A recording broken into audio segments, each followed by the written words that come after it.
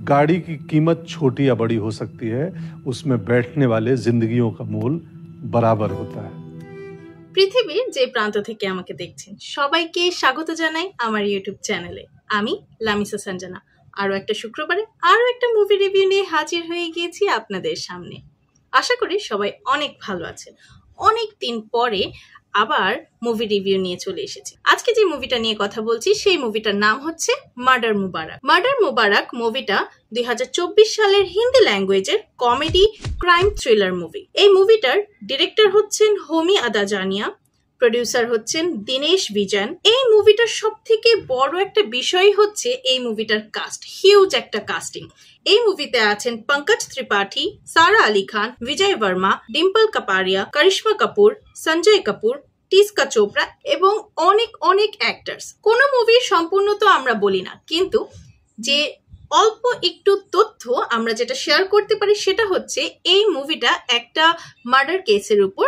দিল্লি ক্লাবের মধ্যে একজন জিম ট্রেনারের মার্ডার কেস সম্পর্কিত এই পুরো মুভিটা। এখানে অনেকগুলো ক্যারেক্টার্স আছে এবং একটার সাথে আরেকটা অনেক গভীরভাবে জড়িত। শুরু থেকে যদি বলি, এই মুভিটা ভালো লাগার মেইন পয়েন্টটাই হচ্ছে অনেকগুলো ক্যারেক্টার যখন থাকে সেই ক্যারেক্টারগুলোর সাথে স্টোরিটাকে মেলানো এবং প্রতিটা ক্যারেক্টারের সাথে স্টোরির মধ্যে একটা করে টুইস্ট নিয়ে আসা অনেক বেশি টাফ হয়ে যায়।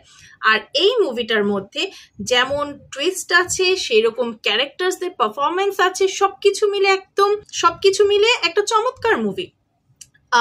মুভিটার যে গ্রাফটা খুবই সুন্দর, কখনো আপনি একটু বোর ফিল করতে পারেন। ব্যক্তিগতভাবে যদি বলি তাহলে মুভিটা শুরু হওয়ার পর থেকে নিয়ে প্রথম কিছু সময় আমার কাছে একদিক থেকে বোরিংও মনে হচ্ছিল, আবার অন্য দিক থেকে একটু ইন্টারেস্টিংও মনে হচ্ছিল। তার পেছনে কারণ হচ্ছে মুভিটা যে গতিতে চলছিল বা মুভিতে যেভাবে স্টোরি টেলিংটা চলছিল, ওই স্টোরি টেলিংটা আমার কাছে একটু বড় মনে হচ্ছিল, কারণ এতগুলো ক্যারেক্টারগুলো কোন ক্যারেক্টার সাথে কার কি সম্পর্ক এগুলো একটু এক্সপ্লেন করছিল।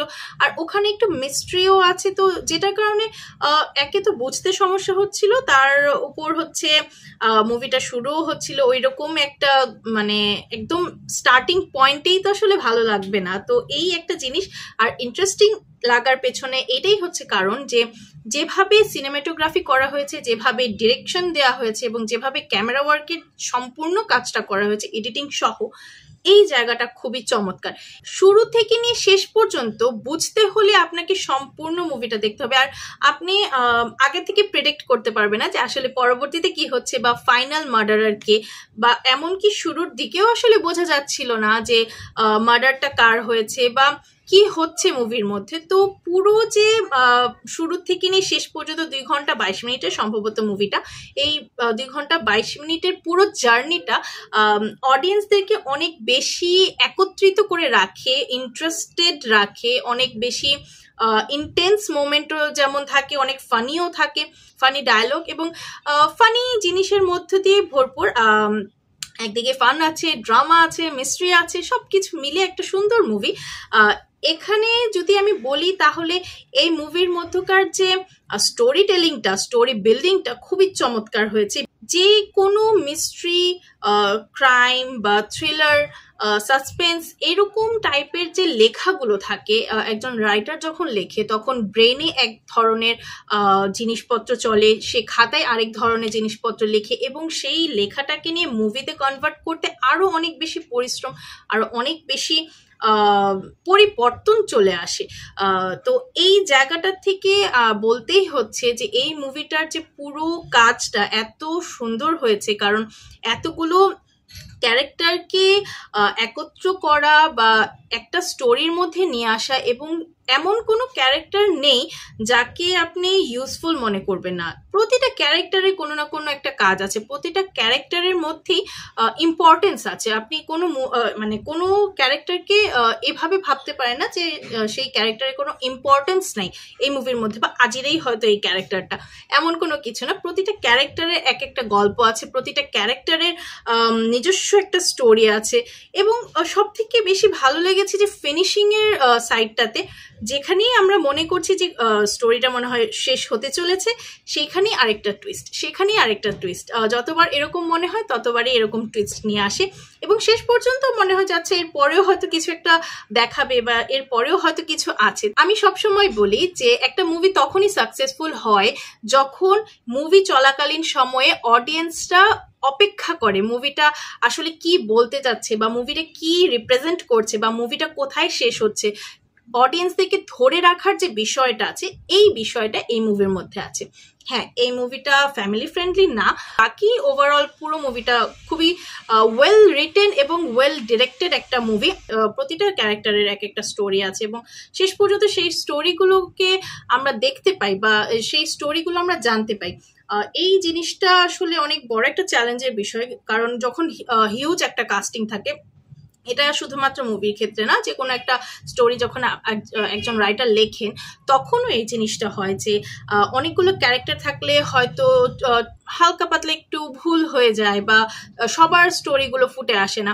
আর যখন আমি মুভিটা দেখছিলাম তখন আমার কাছে প্রায় মনে হচ্ছিল যে এটা হয়তো ওয়েব সিরিজ কোনো, যে একটা পার্টের পর আরেকটা আসছে, আরেকটার পর আরেকটা, কিন্তু না। পরবর্তীতে আমি এটাকে ভেরিফাই করার জন্য আবার যখন গুগলে যাই তখন জানতে পারি যে না, এটা আসলে একটা মুভি এবং চমৎকারভাবে এই মুভিটা শুরু থেকে শেষ পর্যন্ত অডিয়েন্সকে ধরে রেখেছে, আমাকে ধরে রেখেছে। তো আমার কাছে তো খুবই এনজয় করার মতো একটা মুভি, আমি অনেক এনজয় করেছি। এই মুভিটা শুধু একটা মার্ডার কেস না, এখানে অনেক কিছু আছে। এখানে একটা লাভ স্টোরি আছে, একটা সাইকো টাইপের একটা কিছু আছে, এটা বললে হয়তো রিভিল হয়ে যাবে, কিন্তু একটা সাইকিক ব্যাপার আছে মুভিটার স্টোরির মধ্যে বা ক্যারেক্টারগুলোর মধ্যে। তারপরে এখানে অনেকগুলো যে আমাদের সামাজিক সমস্যাগুলো এখানে কিছুটা হালকা টাচ দেওয়া হয়েছে। যেমন যদি হালকা করে একটু বলি যে ধনী গরিবের মধ্যকার যে পার্থক্যটা একটা থিন লাইন দিয়ে আমরা যে আলাদা করে থাকি, এইটা একটা পার্ট চলে আসে। তারপর আরেকটা যে বিষয় চলে আসে যে একটা কথা হয়তো আমরা সবাই জানি বা সবাই বুঝি যে ধনীদের যে প্রদর্শন, সেই প্রদর্শনের পেছনে অনেকগুলো গল্প, অনেকগুলো সত্য লুকানো থাকে। তো এই জিনিসটাকেও খুব সুন্দরভাবে পোর্ট্রেট করা হয়েছে এবং এই যে প্রদর্শন করার পেছনেও কিছু মেন্টাল সমস্যা থাকতে পারে, এই সমস্যা এবং পারিবারিক সমস্যা, এগুলো অনেক কিছু এই একটা মুভির মধ্যে চলে আসছে, যেটার জন্য আসলে এই মুভির রাইটারকে অবশ্যই সাধুবাদ জানানো উচিত যে তারা এত কিছুকে 2 ঘন্টা মুভির মধ্যে নিয়ে আসতে পেরেছে। ওভারঅল যদি বলি যে এত বড় কাস্ট নিয়ে এইরকম একটা মুভি করা টাফ, অনেক বেশি টাফ। আমি একজন রাইটার হিসেবে যখন অনেকগুলো ক্যারেক্টার নিয়ে একটা স্টোরি লিখতে যাই তখন কিন্তু আমার অনেক ধরনের সমস্যার সম্মুখীন হতে হয়, যে কার সাথে কার কানেকশন আছে, কার সাথে কার স্টোরি আছে, কোন স্টোরির সাথে কোন স্টোরিকে অ্যাটাচ করতে হবে, এরকম অনেক বিষয়। আর এই মুভিটা এত সুন্দর একটা উদাহরণ যে মানে আপনি বুঝতে পারছেন না পুরো মুভিটা শেষ হওয়ার আগ পর্যন্ত আসলে হচ্ছেটা কি। আপনি একটা দেখছেন কিন্তু হবে পরবর্তীতে অন্যটা।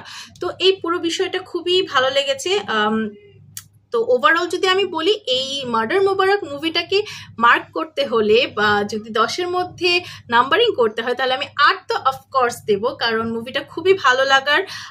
বিশেষ করে স্টোরি প্লটটা আমার কাছে ভালো লেগেছে, কারণ এখানে শুধু একটা মার্ডার কেস না, এখানে অনেক কিছু আছে, অনেক এলিমেন্ট, অনেক স্টোরি প্লট।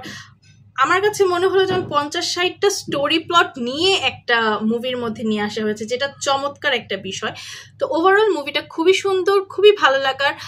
সারা আলি খানের আমি বেশ কিছু মুভি দেখেছি, কিন্তু এই মুভিটা একটু ডিফারেন্ট, আর এই মুভিটা আমার কাছে বেশি ভালো লেগেছে। ওভারঅল মুভিটা আমার কাছে খুবই ভালো লেগেছে। তো আশা করি সবাই মুভিটা দেখবেন। এরকম অনেক মুভি আছে যেগুলো হয়তো অনেক চর্চায় আসেনি, অনেক বেশি পপুলার হয়নি, ব্লকবাস্টার হয়নি, কিন্তু মুভিগুলো আসলেই চমৎকার, আসলেই ভালো এবং সেই মুভিগুলো লেখনী অনেক ভালো, স্টোরিগুলো অনেক স্ট্রং। সেই মুভিগুলোকে আমি সাধুবাদ জানাই। আর আমি চাই এরকম মুভিগুলো আপনাদের কাছে, এই মুভিগুলো সম্পর্কে আপনাদের সাথে কথা বলতে এবং এই মুভিগুলো দেখতে আপনাদেরকে উৎসাহিত করতে। আশা করি এই মুভি রিভিউটা আপনাদের সবার কাছে ভালো লেগেছে। আশা করি আপনারা এই মুভিটা দেখবেন এবং জানাবেন কেমন লেগেছে। সবাইকে অসংখ্য ধন্যবাদ আমার ভিডিও দেখার জন্য। সবাই ভালো থাকবেন, সুস্থ থাকবেন এবং মুভি দেখতে থাকবেন। ধন্যবাদ।